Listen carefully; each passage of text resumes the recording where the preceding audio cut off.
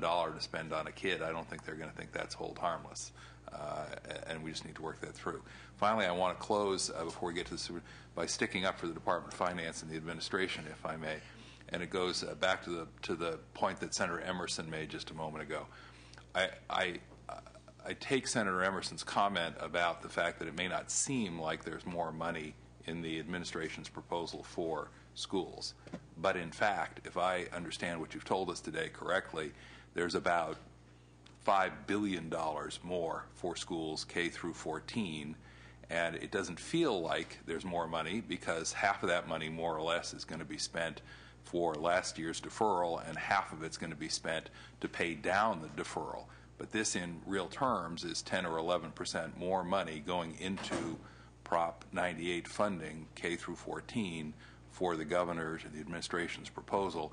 And as I say, I understand why it doesn't feel like a lot of money because there's not a lot of new stuff. But as the LAO mentioned, it's no small thing to start paying down that deferral and giving districts money in real time rather than telling them we'll promise it off to you in the future. So I do want to acknowledge that and credit the administration for what is a significant increase in school funding in that sense. Thank you. And also now that we are proposing the hold harmless and adding home to school transportation back on, it's about $98 per ADA, sort of an increase over what would be considered a baseline funding level year over year for education, with the rest of the growth going to pay down deferral. Thank you, Senator Smidian. Thank you for the response, Mr. Schweitzer. One last question for the LAO from Senator Emerson. Yeah. Is programmatic funding actually growing? Programmatic funding, if you look, we had a programmatic funding chart in our just recent report on Proposition 98. In that chart, we don't have year-to-year growth, partly because our chart included not only state funding but also federal stimulus funding that had been provided over the last few years. One of the things that we found from surveying school districts is that a lot of school districts still planned on providing or planned on spending some of that stimulus money, specifically the Ed Jobs money, in the 11-12 year. And that money is no longer available beginning in 12-13. So if you look at purely the state portion, it's relatively flat. There's a slight decline in our numbers because the federal funding, one-time funding, is no longer available. Thank you. Thank you, Senator. So thank you, Mr. Cabral, Ms. Ehlers, Mr. Schweitzer. Appreciate your being here today, and we'll see you again very soon. So we're going to ask our Superintendent of Public Construction, Tom Torlakson, to join us next. And then before we break for lunch, we'll then follow with the local superintendents. Thank you, Mr. Chairman, members, Vice Chairman Emerson. Very good to see you. Tough decisions in front of us. Very pleased that you're taking the time to focus on this. I look forward to discussing with each of you further some of the other deep concerns I have about the administration's budget proposal, including the proposal to dismantle California's decades-long commitment to early learning and child care, as well as issues concerning the transportation funding, as we mentioned, and transitional kindergarten, as well as, it was just underscored in the discussion you had, the deep cuts that are aimed at education in general if the ballot measure does not pass, having the disproportionately huge brunt of the potential trigger cuts falling on education. But I understand and really appreciate that you're focusing today on the weighted student formula, which I believe is one of the most important proposals coming from the governor this year. School funding in California is truly at a crossroads. As you know, the deep budget cuts, the detrimental cuts, have left us with tough choices, very hard questions, and no easy answers, sometimes no answers at all, as I talk to somewhat shell-shocked superintendents and school board members around the state. As we look ahead as a state, we ask ourselves, what is our fundamental role in the lives of our children for California? And are we living up to those responsibilities?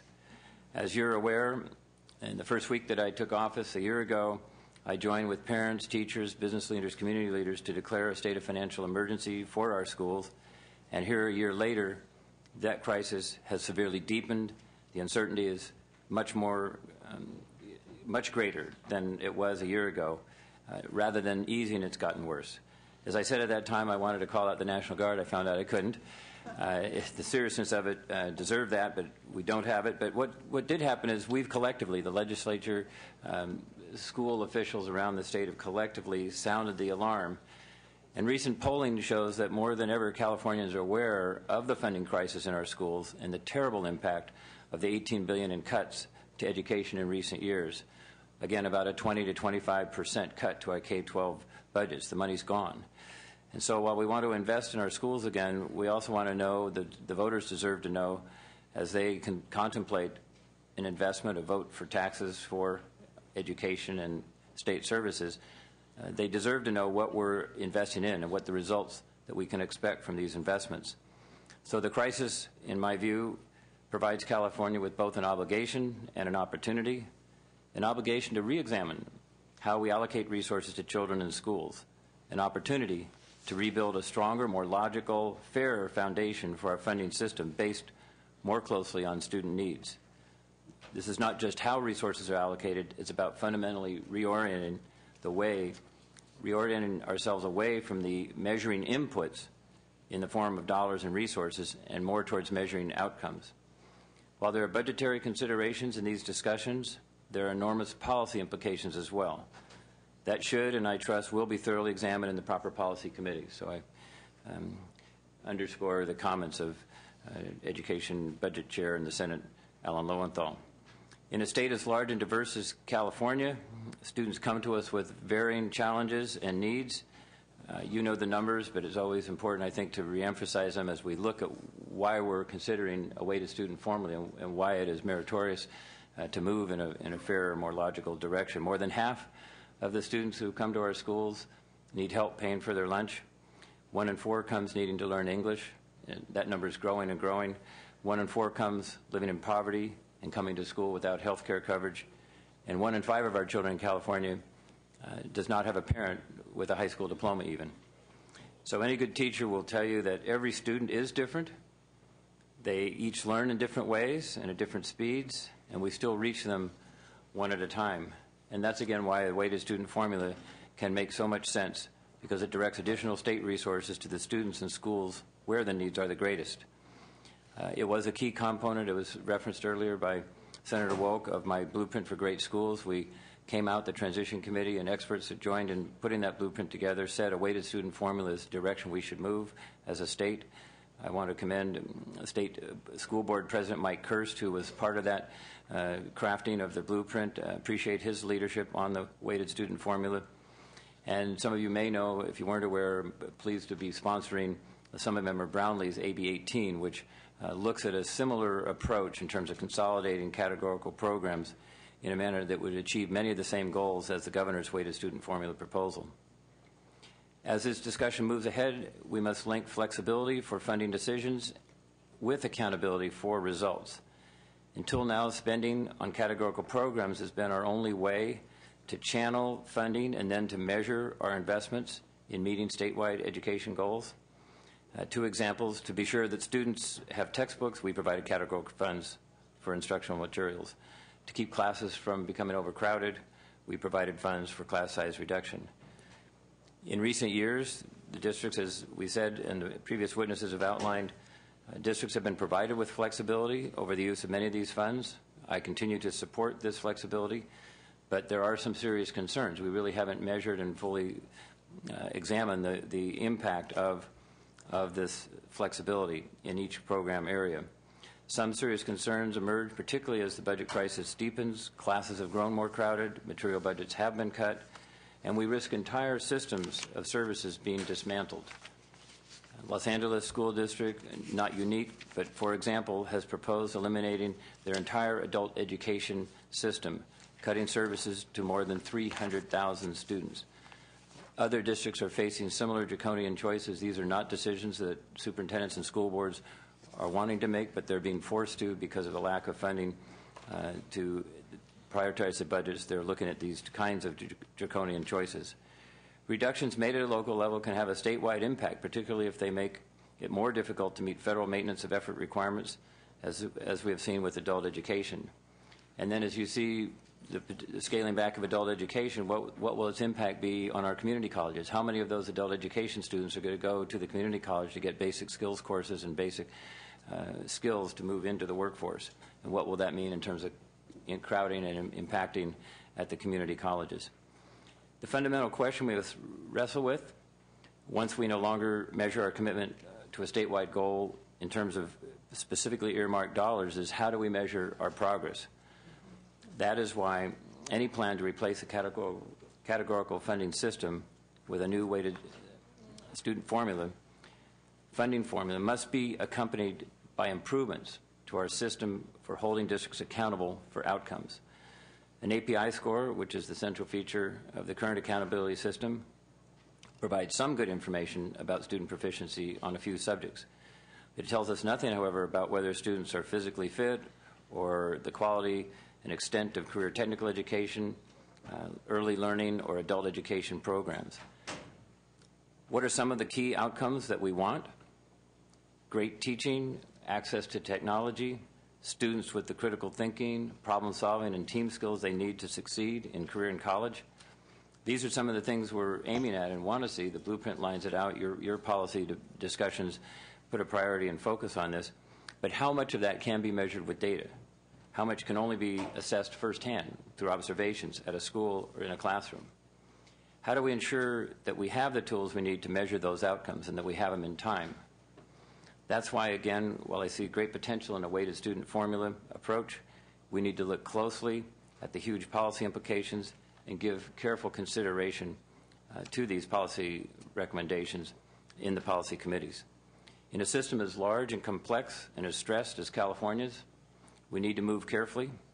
I know you've already heard from the LAO and Finance. Public Policy Institute is coming forward with a number of important principles that they've put forward in their white paper. I support those recommendations, but also suggest several others. First, phase in the changes, both to funding formulas and to the accompanying policy choices, over a period of years to be able to identify and avoid unforeseen problems. Second, basic funding should be the same whether the child attends a charter school or a school operated by a county office of education or a school district. Third, recognize when flexibility may not be appropriate because accountability mechanisms do not provide sufficient protections for populations or services of continuing statewide interest. And you've talked about some of those today, but they include adult education, they include school transportation, they include curricular materials to meet Common Core standards. They could include EIA, discussions on EIA. So figuring out whether you totally flex everything or whether you have additional ongoing separate accountability and revenue streams is a key challenge for all of us. And finally, to be sure that oversight and accountability functions or services, whether provided by the state through a regional entity, such as FICMAC or County Foster Youth Services, or on a local basis, that those are funded separately and adequately to do their job, to make sure the accountability occurs. There are other considerations to keep in mind as well, which you discussed earlier.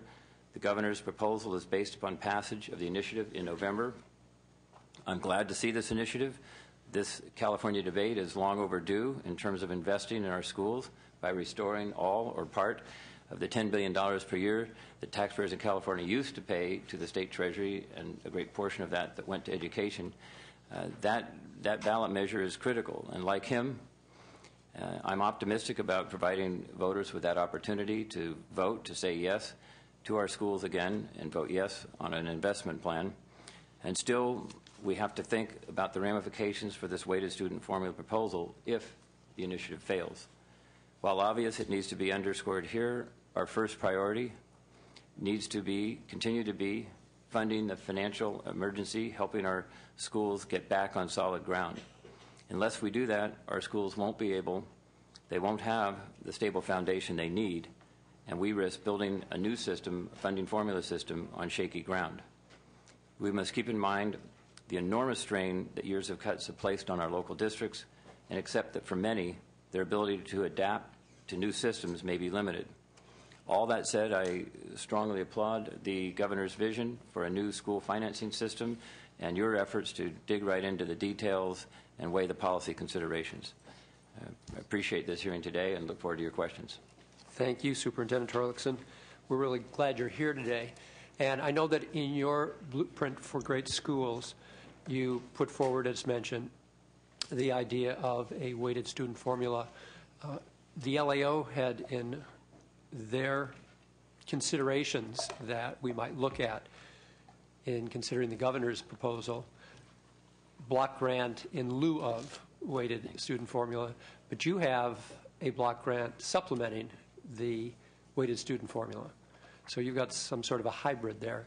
Could you talk to us a bit about the components of your weighted student formula? I'd like to turn to Aaron Gable to share some of those details. That the governor's plan gets to the result in a slightly different way. Julia Bromley's plan and the bill that we're working with her on gets to it in another way by having sort of 4 targeted pots of funds that would still be there, but would there be flex within those areas? Could you elaborate a little bit more, Aaron? To answer the Chair's question regarding AB 18 and the outline of that proposal around a student-weighted formula and an education finance reform package, that in some ways the philosophy is very similar to what we see in the governor's proposal, but it is different. It does look, for lack of a better word, at something more akin to mega block grants, consolidating categoricals into broader, more flexible pots based around themes like high-quality instruction in a classroom, and looking at how can we, perhaps as a smaller step forward rather than a dramatic shift all at once as we see with the governor's proposal, look at a way to start consolidating towards more overarching goals that we have at a state level vis-a-vis the outcomes that we expect to see at the local level, whether they be very student-focused or access-focused. What expectations do we have of what a campus looks like or a classroom looks like in terms of basic opportunities that should be provided for students across the state in terms of equity as well as adequacy. And so that was sort of the underlying philosophy behind the design of AB 18, which is actually here in the Senate, sitting in your Senate Education Committee, and we look forward to working with the Senate and with the governor's office on how perhaps these two proposals might interact. So if the governor has the 2 weights in his proposal, the English learners and the reduced price meals, what are your weights? That's a very good question. As of right now, the student-weighted part is only partially proposed in the bill. That's one of the pieces that needs to be worked out prior to hearing in Senate Education.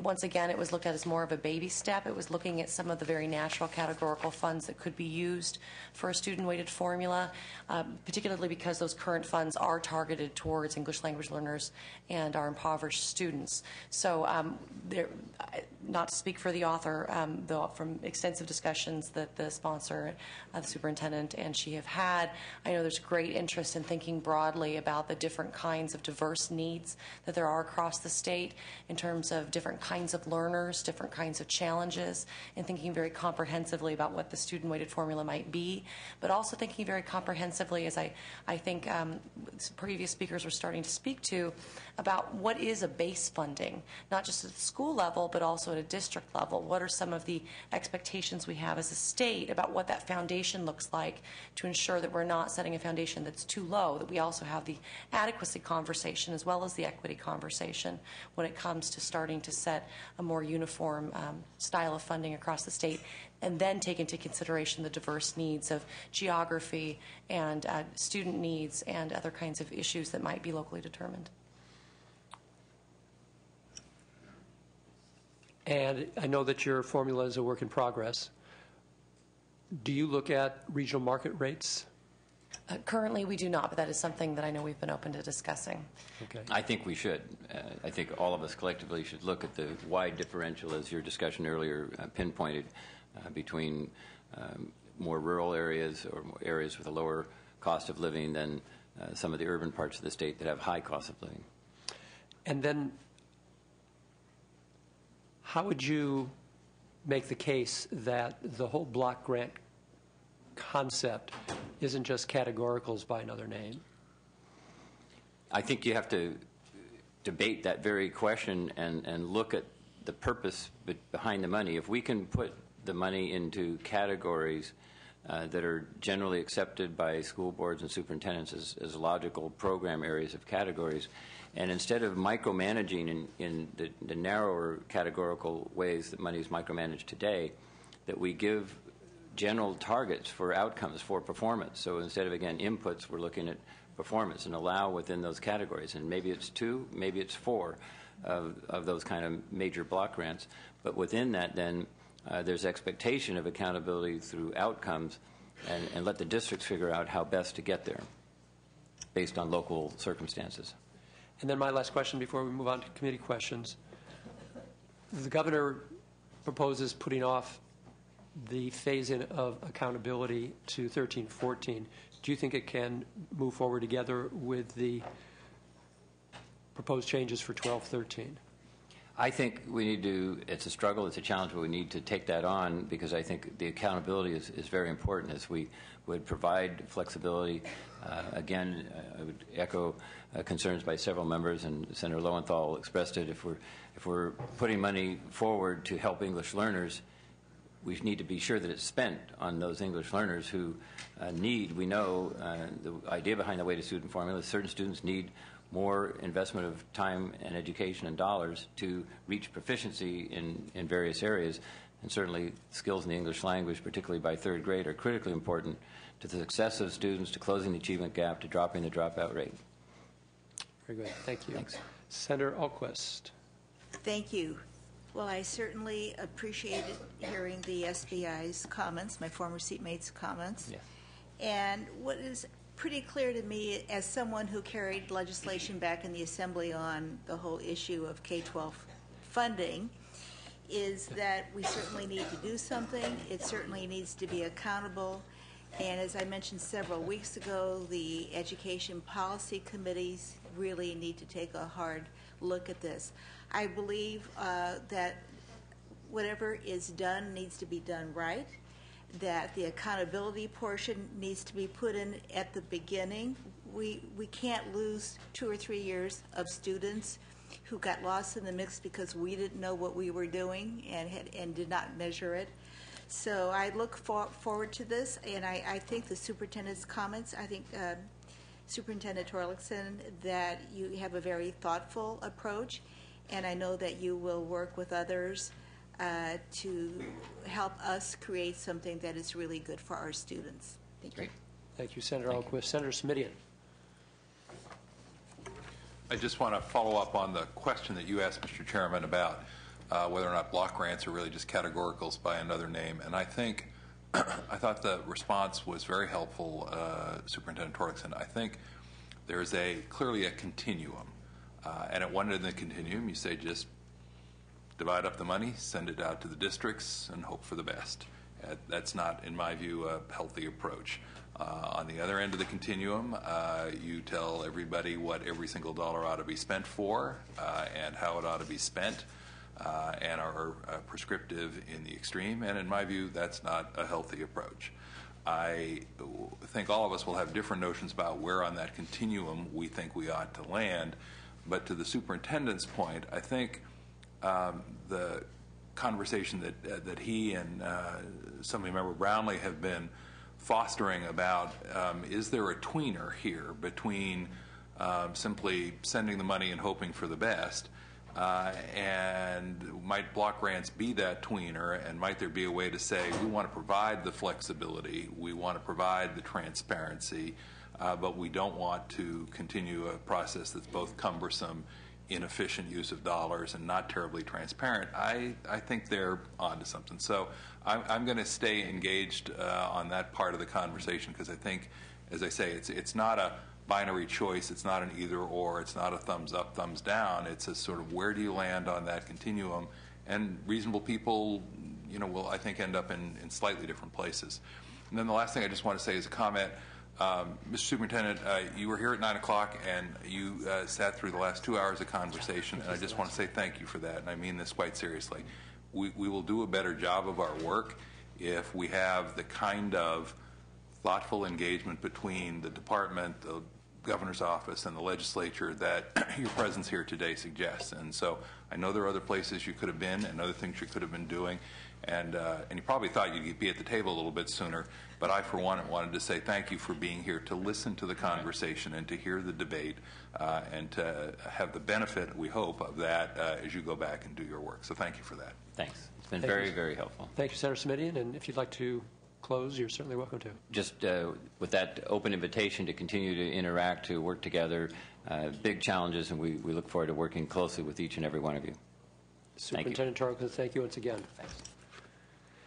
So before we take our break at noon, we're going to ask the local superintendents panel, and we have Superintendent John Deasy from Los Angeles Unified, Superintendent Jonathan Raymond from Sacramento City Unified, Superintendent Kent Beckler from Corona Norco Unified, and Superintendent Tom Armelino from Shasta County Office of Education. We thank you for your patience today and ask that you join us now.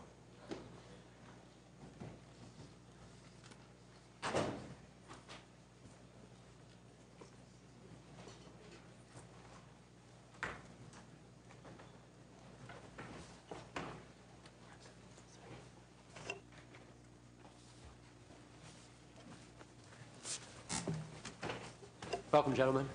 Thank you. Good morning. Shall we start with Superintendent Deasy? Appreciate it. Start with the largest. Okay. Good morning. Good morning. Mr. Chairman and members of the committee, I am John Deasy, and I'm the superintendent of schools for Los Might just get a Angeles. little bit closer to your microphone. You got it. Good morning. Mr. Chair and members of the committee, I am John Deasy, and I am the superintendent of schools for Los Angeles Unified School District. I'm absolutely honored to be able to be here this morning to discuss the financial challenges that our students face in the next year and coming years and comment on the governor's proposed funding reforms. And by holding this committee, I absolutely personally applaud the courage and honest dialogue around addressing these issues. I think Los Angeles is America only sooner, and what happens in Los Angeles has huge and enormous consequence in the state of California and in the nation. As you know, we have more than 700,000 students pre-K to young adulthood, and every single one of those students wants what you have and what we have, and they aspire to be you, and they aspire to be us. And the overwhelming majority of our youth live in circumstances of poverty and do not speak English as a first language, and every single one of them can and must attain this piece of this American dream. So the context in LA matters hugely, and this potential piece of legislation would have a huge consequence. We are in our 5th consecutive year of budget cuts, and we are projecting this year that we have a $557 million deficit for the 12-13 school year. If you've added up our deficits since 2008-9, that's over $2.8 billion in operational deficits in Los Angeles Unified. And over the last 4 years, we've had to lay off 8,000 of our teachers and support staff. We've had to increase class size. We've had to expand the length of bus routes, all but eliminate summer school, and decimate critical support programs such as counseling and nursing and libraries. For the upcoming year, we've had to propose the near elimination of adult education, early education programs, our arts programs, elementary school class size. The funding cliff that we've been talking about for some time is here, and we are unfortunately faced with being in front of our Board of Education to authorize layoff notices for some potential 11,000 employees in LAUSD.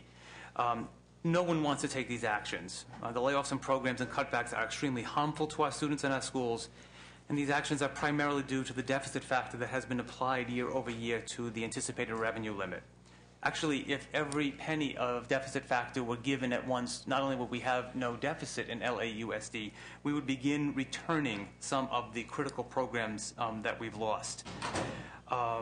We're in the midst of a massive transformation to the LAUSD system around how we think about human capital, how we think about how we run the system in terms of performance management, and how we provide high-quality choice to every student.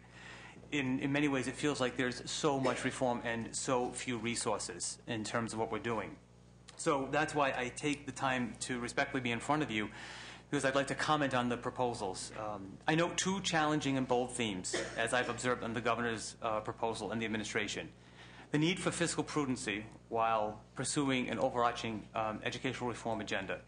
State deficits are finally trending downward from double-digit to single-digit, and the overall approach to implementing a weighted student formula, in my opinion, is long overdue, while simultaneously trying to restore stability to the state's financial underpinnings.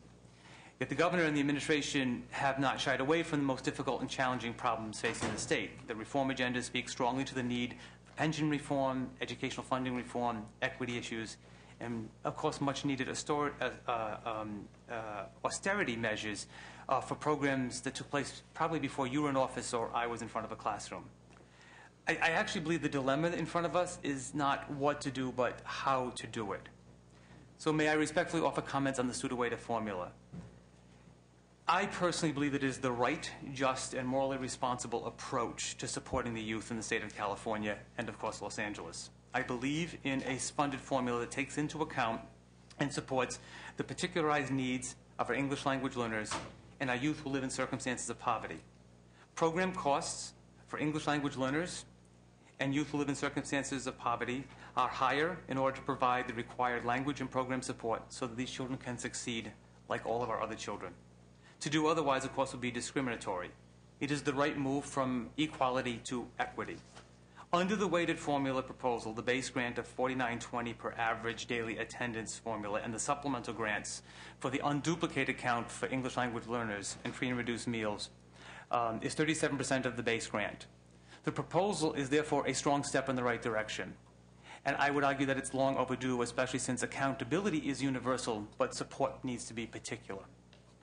I want to highlight and commend several provisions of the proposal. The weighted formula includes concentration grants. I think it's an important piece to it. That's going to be available for local educational agencies with more than 50% of their unduplicated student population. And the concentration grants recognize the need for additional resources to break a cycle of poverty and underachievement. Educational concentration grants recognize that everyone in the state benefits when the socioeconomically disadvantaged or those aspiring to speak English are given the resources to break a cycle of poverty and assure access and opportunity. My concerns about the proposal are that using the factors of socioeconomic disadvantage and English language learner status may not necessarily be enough. While many programs that meet the differentiated needs of specific children can be captured under these two, other populations are not addressed and therefore possibly underserved. So I'd like to respectfully make some suggestions. For instance, the Targeted Instructional Improvement Grant was prompted by civil rights issues and provides important resources in Los Angeles and elsewhere in this state so that we can run our integration programs, including our magnet programs. This generation of youth have not fully realized their civil rights. So I would argue that these programs should not be ignored, and I believe the factors should be taken into consideration in possibly creating another weighted or factor in your formula. Middle and high school weights. In addition, the weighted student formula proposal assumes the cost of education not to vary by grade level. I don't believe that that's actually true. It costs more to educate a high school student than it does an elementary student, and the proposal needs to reflect that actual cost. A funding formula similar to the current charter school funding formula and the proposed funding formula like the one in November initiatives or our local school educational investment act, which places a weight of 1 on K to 3, 1.2 on 4 to 8, 1.4 on 9 to 12, could more accurately reflect cost. Youth needs vary with age level. I want to make a comment about special education weighting. We strongly believe that a weighted formula needs to address our special education students that are a duplicative count. We would argue that while we receive dedicated funding for youth in special needs who also live in circumstances of poverty and who also do not speak English as a first language would be appropriate in a consideration for an amendment to the funding formula above and on top of the way that it is funded currently in the state. It also takes into consideration the costs associated with highly differentiated needs, including the very purpose of the original funding formula. I'd like to thank the legislature for adopting SB 81 and further commend its inclusion of the home-to-school transportation into the formula. This is a thoughtful alternative to what would have been a devastating, inequitable cut in many school districts, and particularly Los Angeles. We've been concerned with the proposal that it is eliminated next year. It has been included, but it has been included for 1 year only. This is so fundamental to the civil rights issue of access that I would make the key case and the plea that it cannot be for 1 year only. As school districts begin putting their budgets together next year, amongst all of the economic uncertainties, I am thankful for the proposals that are in front of us, including the hold harmless. I certainly recognize that every district in the state is in the same predicament. It's just its magnitude is varied. And so the notion of a hold harmless piece does absolutely make sense as we move towards a formula which recognizes impact and peril on a differentiated basis across students in the state. I, for one, however, would like to see the implementation of the formula in a less lengthy timeline rather than a shorter timeline. But I also acknowledge that this is a very complex state from the Oregon border to the Mexican border. And it is a personal opinion that the swiftness which one could move to a more adjusted funding formula is desired, but I certainly understand the implications around that. I do have a few other concerns that could affect the implementation. I, like so many of us, are worried about multiple ballot initiatives on the November ballot. And at the moment, we lack tools to prepare a budget for unknowns around this. And if such a formula were adopted, it would be imperative for us to have tools to deal with the fact that the formula, as it is currently proposed, is constructed in the positive scenario that initiatives pass in November. What will thus happen if those initiatives do not pass in November, no matter how wonderful and important that formula is? And tools to mitigate that in the middle of the year are absolutely going to be essential. I want to close making two comments and then would be share with my colleagues. This is a vignette that I think helps explain why this is so necessary.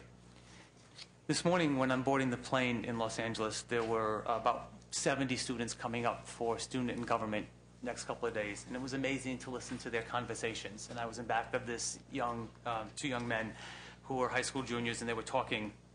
And they had quite an extensive conversation about his birthday party.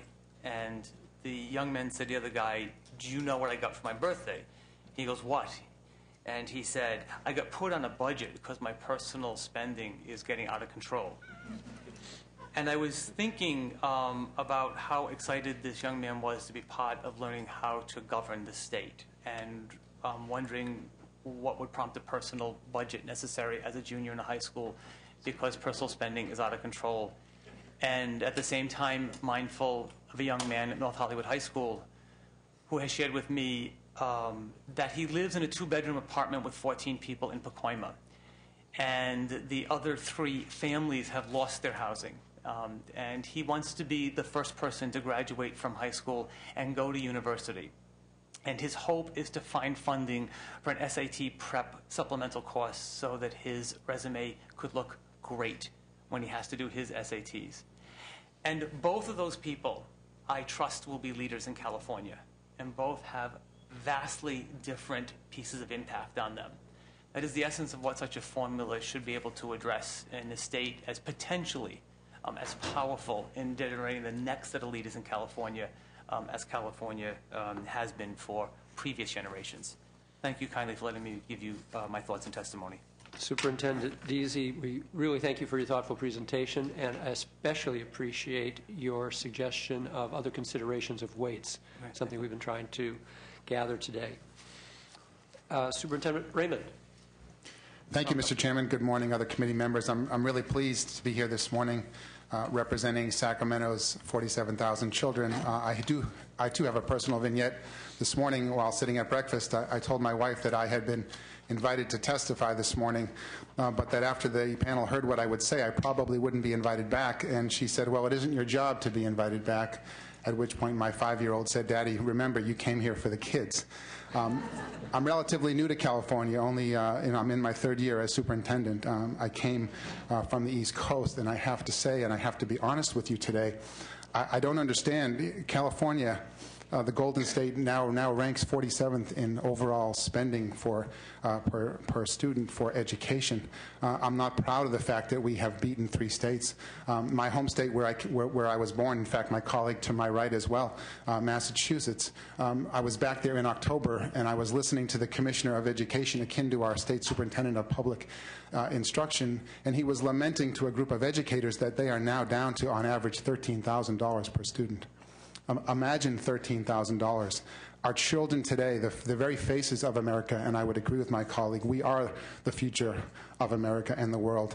We're competing with states like Massachusetts as well as globally, and yet look at what we're up against. And I know with my colleagues here, you give us half of that amount, and we'll put Massachusetts and other states in our rearview mirror. The reforms, we're doing so much with so little, and I think in many ways we have become our own worst enemy because that's what we do. We make things work.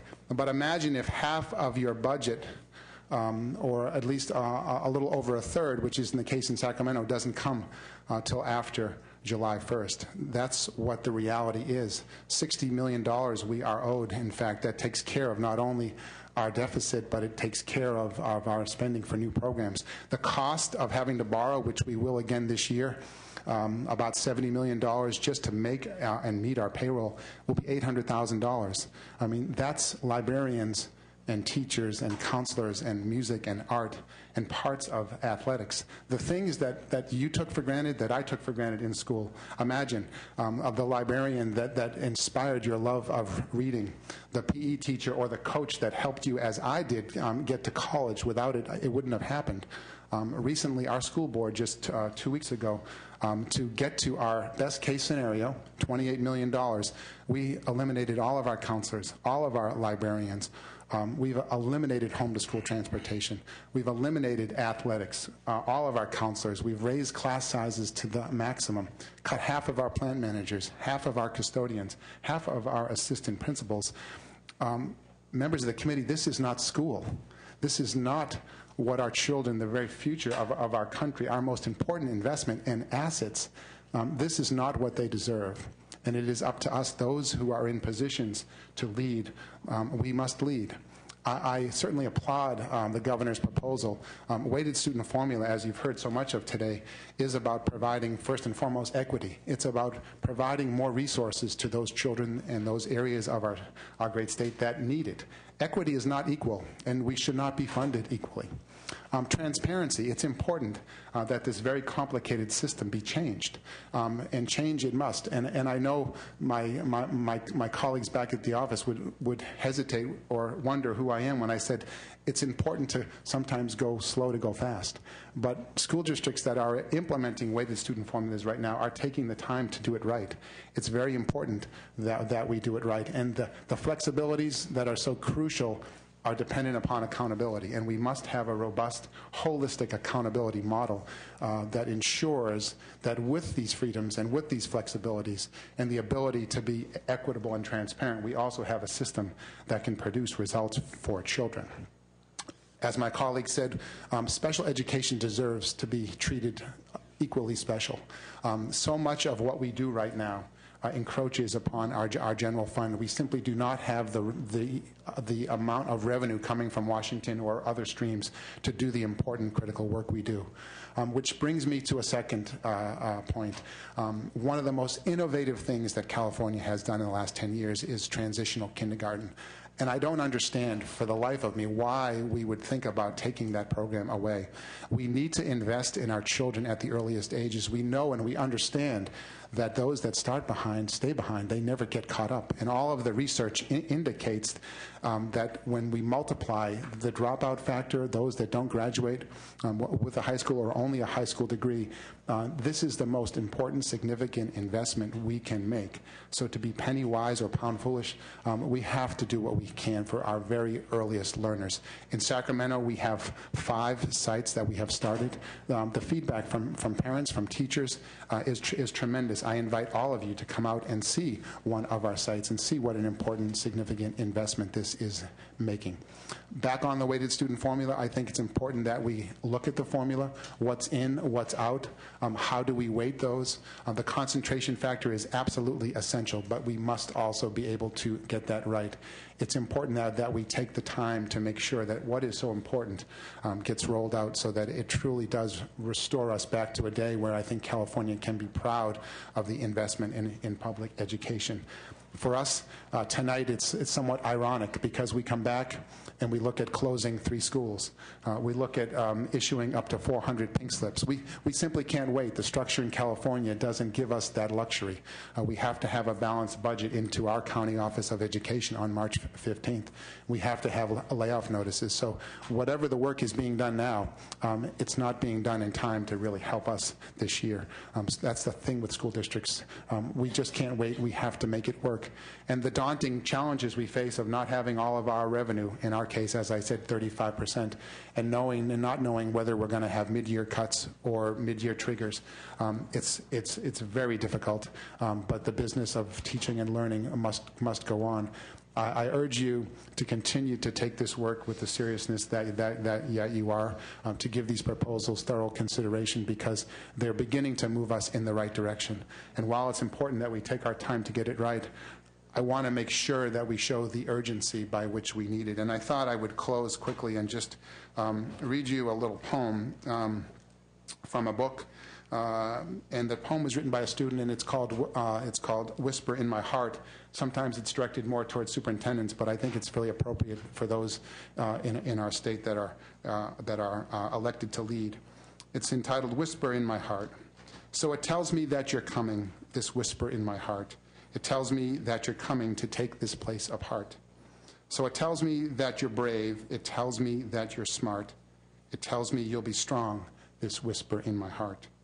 So it tells me I deserve you, that I too am smart and strong, and it tells me that you'll save me as these whispers rise to song. So it tells me that you're coming to save me from this fate. I hope that you will hurry. I pray you won't be too late. Thank you for your time this morning.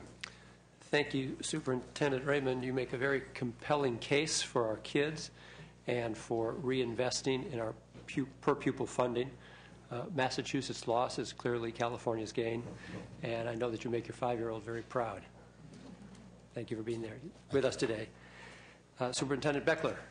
Thank you and good morning. I want to start by applauding you for your efforts in examining this very important area. I think it is long overdue, and I certainly have appreciated listening in on the conversation this morning as you've examined many of the details with respect to the governor's proposal.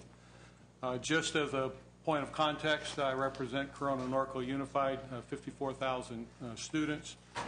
Since the 2007-8 school year, the district has cut over $100 million. We've deferred over $85 million at a cost annually of $500,000 a year. Similar districts to us, depending on property values, have a cost much less than that. We've laid off employees. We've lost positions and jobs within the district over a comprehensive area of the district. And in addition to that, our employees have agreed to a 5% salary reduction, implementation of 9 furlough days, and we now have 5 fewer student days as a result of the budget crisis. Moving forward in 12-13, we anticipate hopefully positive things, but we plan for some things that are not very positive.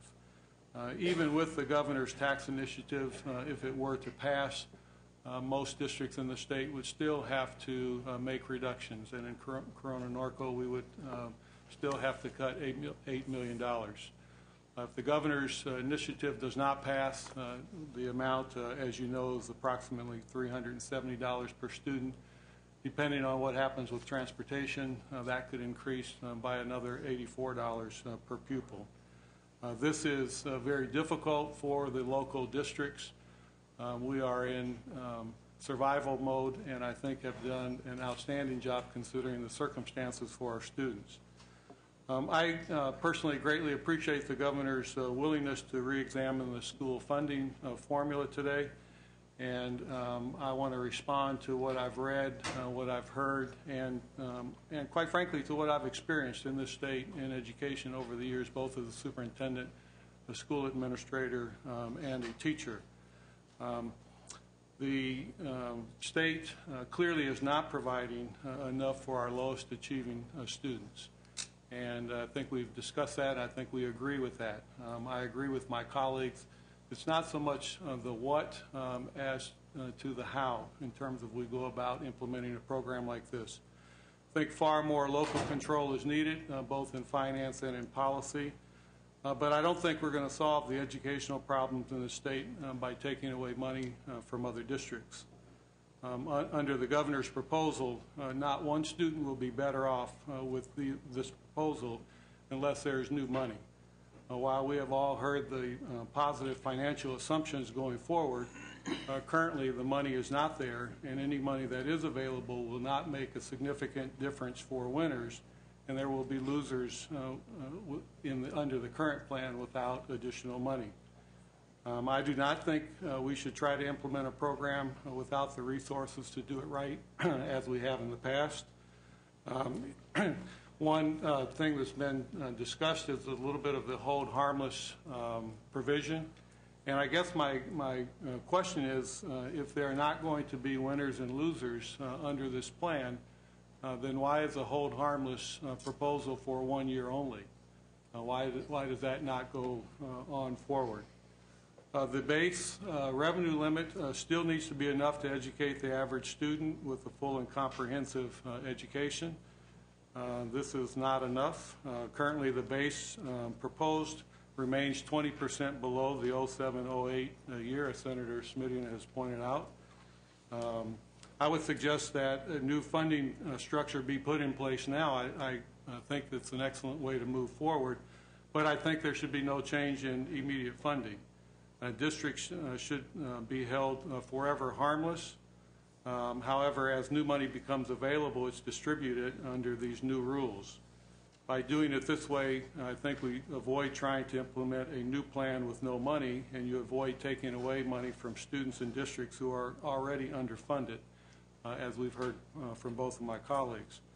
I would suggest that we use 12-13 as a planning year to ensure that this is done fairly and will actually make a difference. As long as the state is near the bottom in funding, we're not going to fix the student performance issues in this state. We need a combination of national average funding or better and a more effective distribution and local control. One element doesn't particularly resolve any of the issues that we have in place. I agree wholeheartedly that the weighted formula should be looked at. I'm not opposed to currently what's there. I just think it needs to be expanded. I think the high school or the grade span issue needs to be taken a look at. I think the Title I consideration should be made particularly for the high school students as it relates to free and reduced lunch, because high school students, as was pointed out earlier by the LAO, tend to shy away from that, and I think Title I is maybe a little better indicator. I think the inclusion of special education and some other areas into the weighted formula is an excellent idea. I agree with my colleagues, both in LA and Sacramento. I think we have much to do. We have had a severe crisis in this state in the area of public education, and we desperately need relief and we desperately need reform. I think districts are doing that and moving ahead very rapidly, but we do need your support with respect to funding. Thank you. Thank you, Superintendent Beckler, and appreciate how you've kept your ship afloat, even with all of the icebergs we've put in your way. And I think also recognizing that, different from the superintendents from Los Angeles and Sacramento, yours is not a declining enrollment district. Yours is actually growing. That's correct. Right. Thank you. And then our last presenter is Superintendent Armelino. Yes, thank you, Chairman. Senator Leno and the rest of the committee, I appreciate the opportunity to come and speak in representing rural schools. I'm currently the Shasta County Superintendent of Schools up in Northern California, and our area, although very small, it's actually, we have the amount of students is about half of what my colleague next to me has. We have roughly 23,000 students. We have 25 school districts. Those school districts range in size from about 8 students to 5,000 students. And there could be some debate as to how small a school district could be, but that's what we have, and that's what we're dealing with. But we also represent 3,700 square miles. And what I'd like to do today is really focus on various aspects of the governor's budget. And I would be remiss if I didn't start with looking at the transportation issue. We too are very thankful with SB 81 that was passed. That made a significant difference to our districts in Shasta County. Just to give you a sense of what that difference of a dollar amount is roughly, if the cut would have went through as proposed, that dollar amount would have been roughly $4 million. The difference now is 1.3 is what the cut came in as an ADA cut. We appreciate the fact that there is money next year in the budget for transportation, but we struggle with the fact that the transportation would go away in the following years. The bottom line is that there isn't anything that our districts can do about that. Our students have to be transported. Our students cover a wide range of distances. The state average, I believe, is around 16%. The average of percent for students in Shasta County is about 67% of students who have to be transported to school. So to eliminate the funding is a significant cut to us, and it just can't happen. So I would like to suggest that going forward that continue to be a set aside and that we continue to get the funding that we've received in the past. In regards to the weighted student formula, my thoughts are very similar to my colleagues, is that we appreciate the fact that there's some discussion about that. We support that. Students do. We've thought about that for many years. Students do have various needs. What I would argue is what some of our colleagues have also argued, there is a difference between students and students' needs and students in high school and middle school. When I look at the current proposal and I look at the weighted student formula for my districts in Shasta County, my largest district, which is a high school district, takes a significant cut under the new formula, larger than anyone else in my whole county. And even though it's the same students, so at the K-8 level, our average in Shasta County is 63% poverty level. That number drops off to almost half at the high school level. It's not that their families all of a sudden are no longer qualified for free and reduced. For some reason, those students don't fill out those applications. And if we use just that factor, it will harm the district significantly. So we too would look at that. The other thing I would say is that I think everybody supports the argument that there are different needs for different students. For example, students who are free and reduced and students who are EL students. What I would say is that it's just significant if we make that argument. I would say we have to make the argument that also in rural schools and rural areas that transportation has to be a part of that factor. It is a significant piece of what we do. If students cannot be transported to school, we can't educate them. And the bottom line is if you cut that transportation and we do not provide it, our students won't make it to school. I'd like to move forward a little bit on the categorical funding flexibility. This is something, as you know, that we've asked for many years, and districts have asked for that, and we're excited about the possibility of being able to have that flexibility, so we support the governor's proposal. And actually, there are many things within the governor's proposal that we support. I also really are appreciative of the Department of Finance and other folks who have been listening. So since the governor's proposal, even before it came out in January, they've met with some school leaders to ask thoughts about what should go in the budget. They've listened. A lot of what you see in the budget are things that we've asked for. So we really appreciate that. And since that time, you're seeing changes based on some of the reaction that folks, so I do appreciate their listening, and I think that they are putting forward a very thoughtful budget, and they're taking into consideration some of the thoughts of how districts would be affected. Beyond the K-12 world, at the county office level, we provide lots of preschool and early childhood programs. We're very concerned about the cuts that are proposed for that. We've already seen cuts. We saw cuts in this current school year, and students continue to be affected. In Shasta County, that's about a $2.3 million cut, and students who would be able to see preschool and other early childhood types of programs. And we estimate that we would have about 600 children in Shasta County who would not get the care that they currently get. These are low-income students and students who need to have some of that funding in order for those kids to get a head start and do well in school. In regards to transitional kindergarten, things are different when it comes to transitional kindergarten when you look at rural schools. In my former district, and I was a district superintendent in Shasta County, I had 9 schools, and I would have had the ability to be able to create transitional kindergartens within the district and bring students together in the district. In my smaller schools, that's not possible. Just 2 days ago, I was visiting Oak Run School District. Oak Run School District has 17 students, and the teacher is also the principal and the superintendent, and has kindergarten to 5th grade kids in the same class. And if that teacher now is being required to create a transitional kindergarten program and bring in new students, first of all, if the class is full, they would have to create a new classroom, and they wouldn't have the funding to be able to pay for a teacher. Because if it's only one, and I talked with that superintendent, they think they'll have 1 student. So that teacher now, who's currently planning for kindergarten through 5th grade and trying to teach those standards for every grade level, would now have another mandate, which they would have to mandate, which would be transitional kindergarten.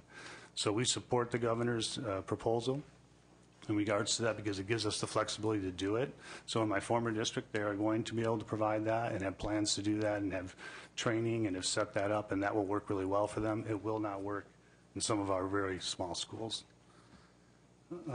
Lastly, the trigger cuts, I honestly do not know how we'll be able to do it. Currently, we have 5 of our districts at the county office level. We have AB 1200 responsibility, which means that districts have to bring their budgets to us, and when they struggle and they become qualified or negative, we have to step in and help them with very little resources to be able to do that.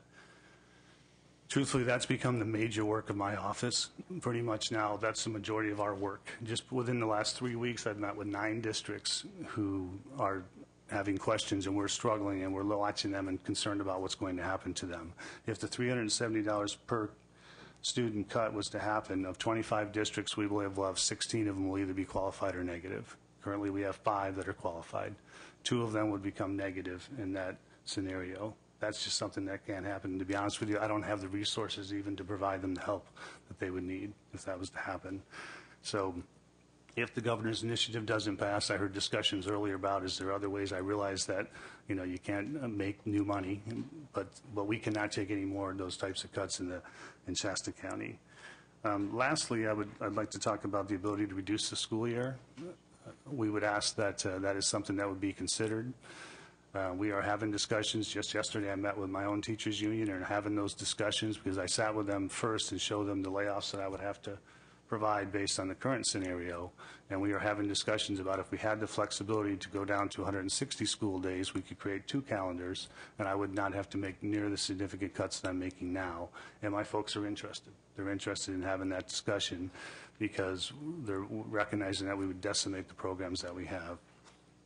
So I just want to leave you with a few facts on Shasta County schools. Currently, we've already taken, in the last 4 years, we've taken a $60 million loss of revenue since 2008. It's about 9% of all of our money. We propose to lose another $5.9 million if we do not receive the transportation funding. And then we'll take an additional cut of $9 million if the governor's initiative doesn't pass. As I mentioned, we'd have 5 districts who have qualified budgets currently. That would go to 16. So we would have 14 who would be qualified and 2 negative. And if we'll lose an additional $2.3 million in child care, another 546 children will not receive services that they currently receive. So I appreciate the opportunity to speak with you today, and especially in representing rural schools and representing and recognizing that you really have the spectrum here, starting with LA and the world that they live in. Our world is much different. We all have very similar needs. And I would say, lastly, my only struggle that I have with the weighted student formula is very similar to my colleague next to me, is that nobody can afford to be a loser. We've already all lost funding. It would trouble me to be able to think that one of my districts would get more money and one would get less. Nobody can afford to take less money. Thank you.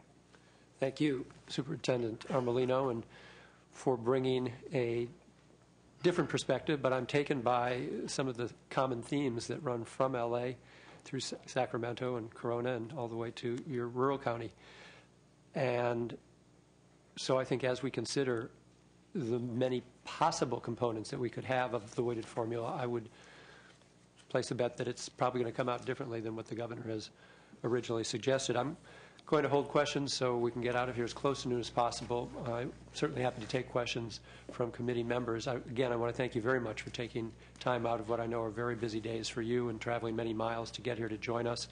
and let's consider this the beginning, not the end of a conversation. We really do want to include you and benefit from all the ideas that you have. Senator Smidian. Thank you. Thank you to all four of the superintendents. I'll try and make this quick and follow up after the hearing. But Superintendent Armelino, I want to assure you that there appears to be some misunderstanding about how TK works in terms of its impact on your county or any other county. First and foremost, there is nothing in the TK law on the books that provides for additional student growth. The only students who are eligible for TK, and I know you know this in Sacramento, large district or small, the only students who are eligible for TK are the students who are precluded from attending kindergarten by virtue of the fact that we're rolling the age back.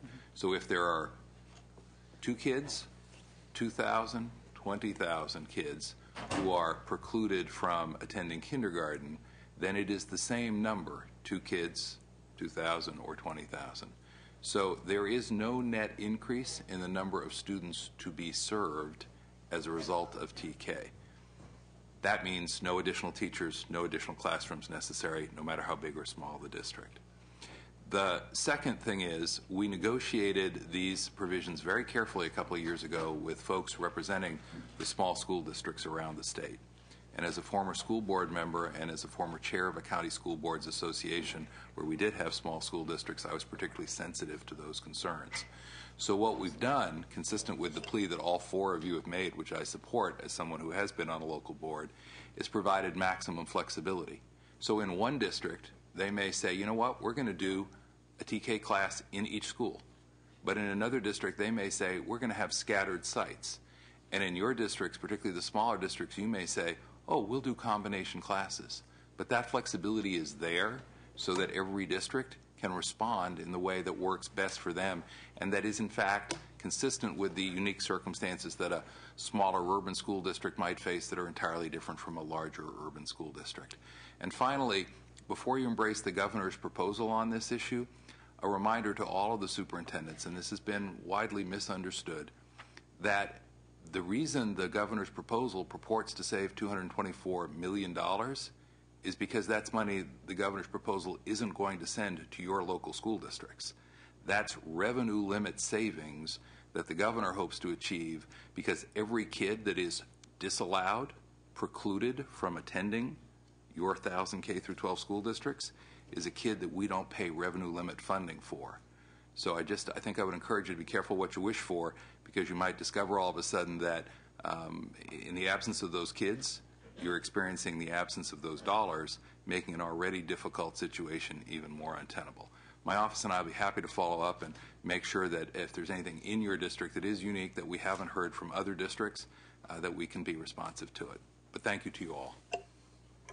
Thank you, Senator. Senator Hancock, anyone else? Or Senator LaMalfa? Just, I want to thank all 4 of you, too. It's extremely helpful to find out what it's like, and I want to say on the street or in the trenches, but whatever.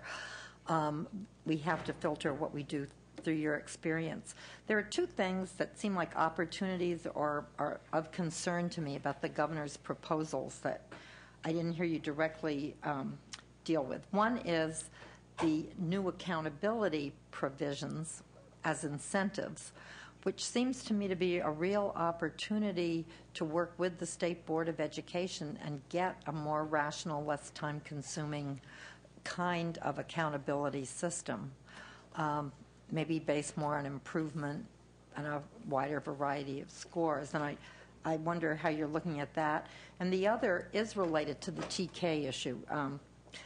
And I hope that we're going to deal with this in some coordinated way in the budget committee. It's agendized for March 1st. Yeah, because it isn't only eliminating the implementation of transitional kindergarten, but there's also cuts to the budget for the state preschool program and also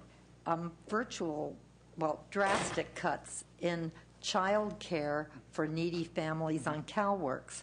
Now, knowing that brain development really moves forward so much in early childhood, how are you going to cope with that for your students? Senator, before we delve into responses, let me thank all of you once again for being with us.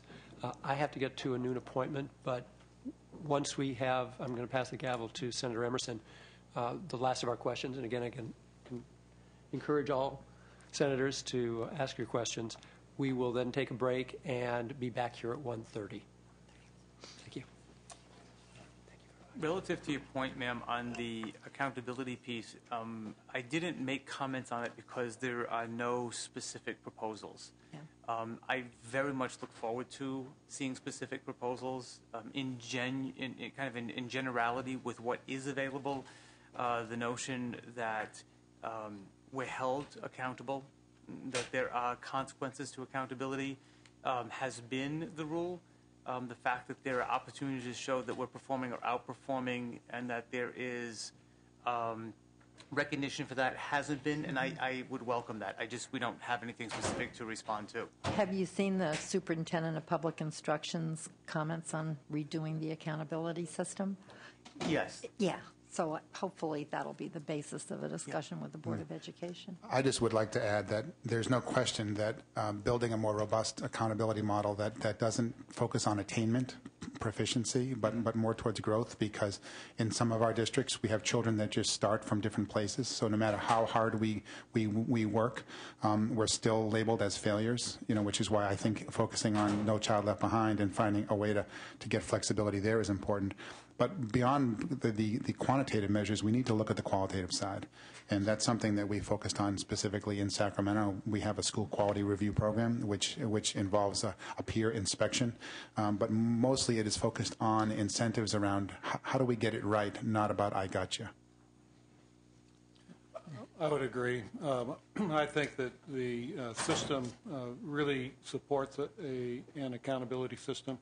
I think we'd like to have the current system revamped. I think it does need to be revamped more towards a growth indicator model. I think you'll find as you look closely at the work that school districts are doing that the accountability system within the local district has increased dramatically, both for students as well as for staff, and that we welcome that. We just would like it to be a little less punitive and a little more comprehensive.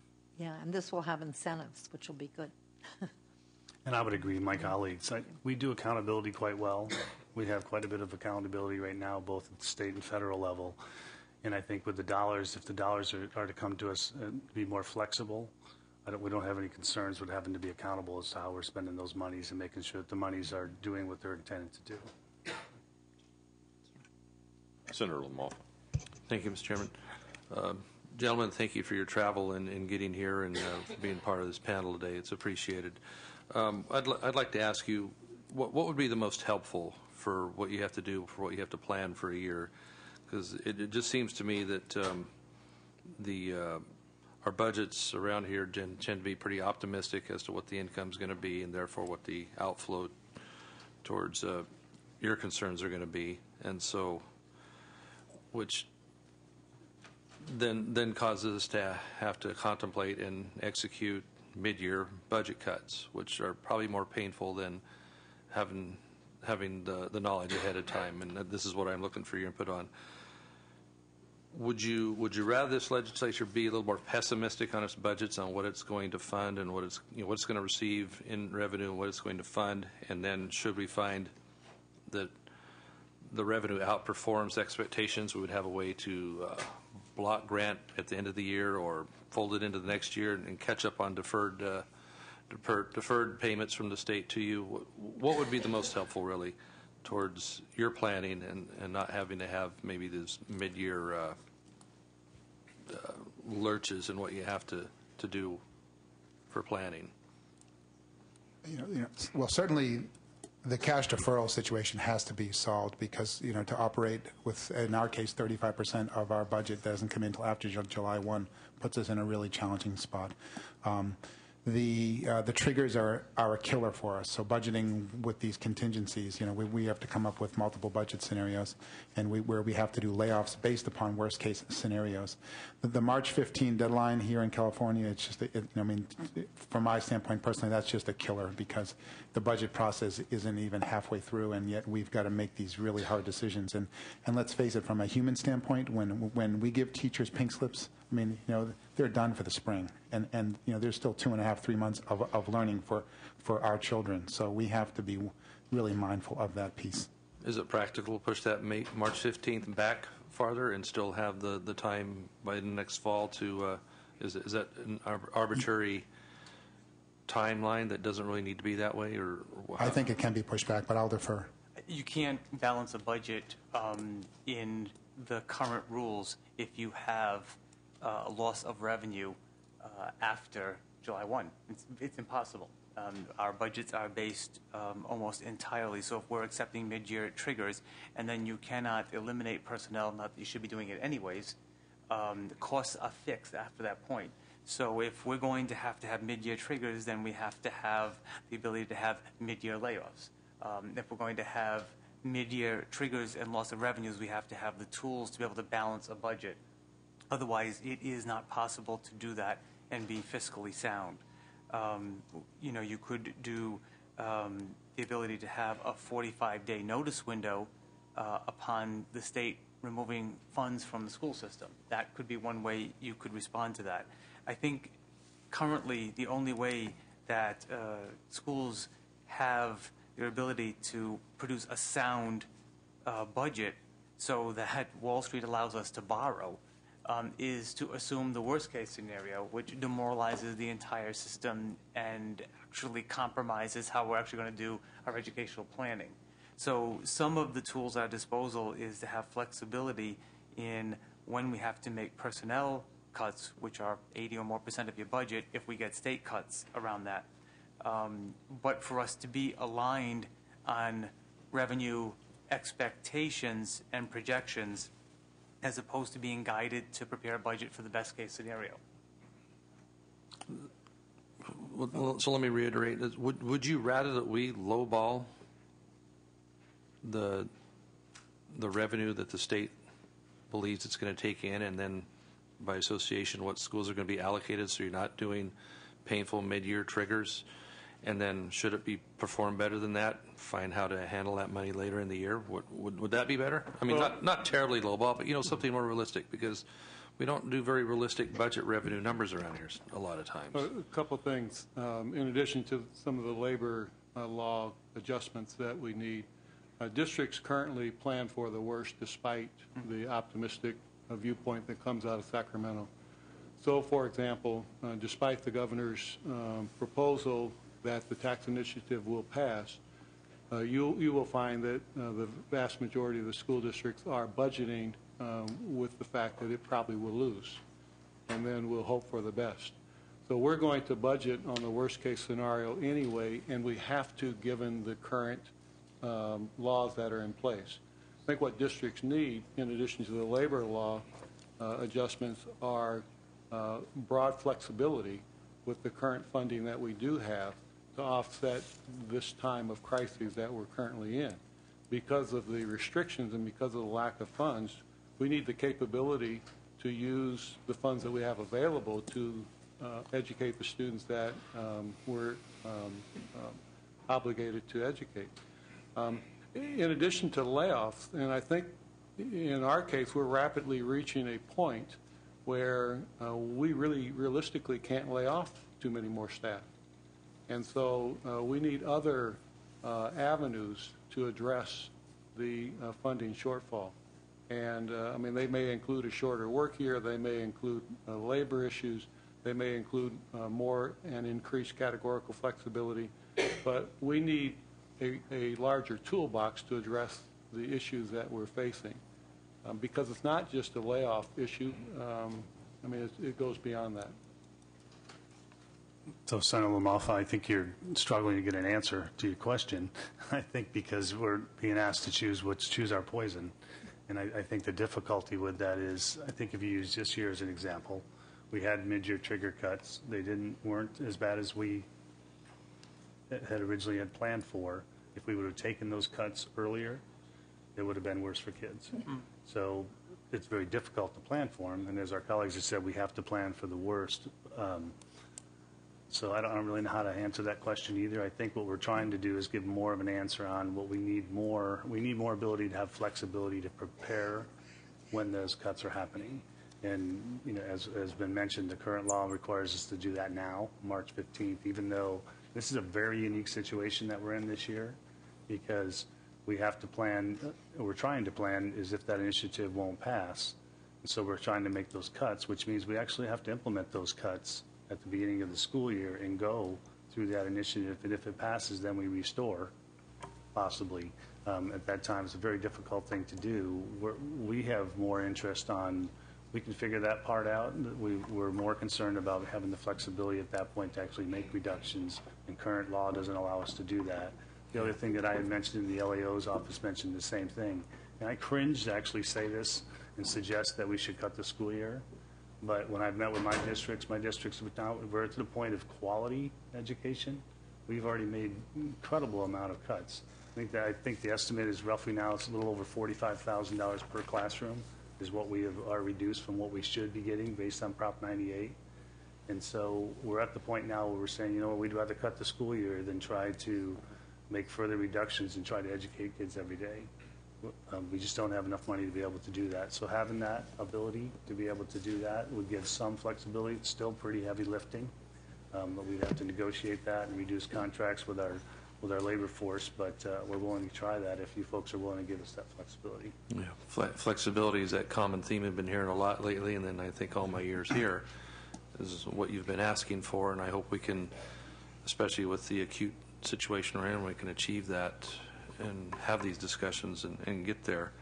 One last just small one, and a real quick lightning round, if you would, here is that, you know, we talk about trying to achieve savings in, you know, maybe contracting non-instructional services. That might be transportation, it might be school grounds, something like that, and achieve savings there, because it's all got to be on the table, in my view. But one that comes up a lot, and I spoke to somebody from one district, they said that due to trying to cut back, they have half days every Friday. And that just doesn't seem efficient to me as far as the transportation part of getting personnel there, and you turn on all the lights and all the heat and all that stuff. Has there been much discussion ever about compressing all these half days during the year into full days and just have the kids not even show up on the half days? And if teachers need time, they just have that whole day off, but don't turn on the whole system there. Is that, because it still seems like there's so much of that going on with half days, in-service days, whatever, that kids are coming for half the day. The parents still have to drive them, or the buses still have to run, et cetera. Can we compress those? You know, that's something that we've done in Sacramento this year. We negotiated a new calendar with our teacher association. We wanted to eliminate many more of these half days. We had a lot of pushback, so we compromised. We eliminated 2. Which may not seem like a whole lot, but you know, it's a start. I would agree with you. And if you think about the issues, you know, for my family and my kids, it's not a problem for my wife to go pick up my kids and put them in an after-school or an after-school activity. But for so many of our children, families, we have over 70% of our families that live in poverty. That half day is just in many ways a wasted day for them in a very challenging environment. So I think that's a great suggestion, and we could use more support from you up here around that, because again, these issues have to be bargained locally.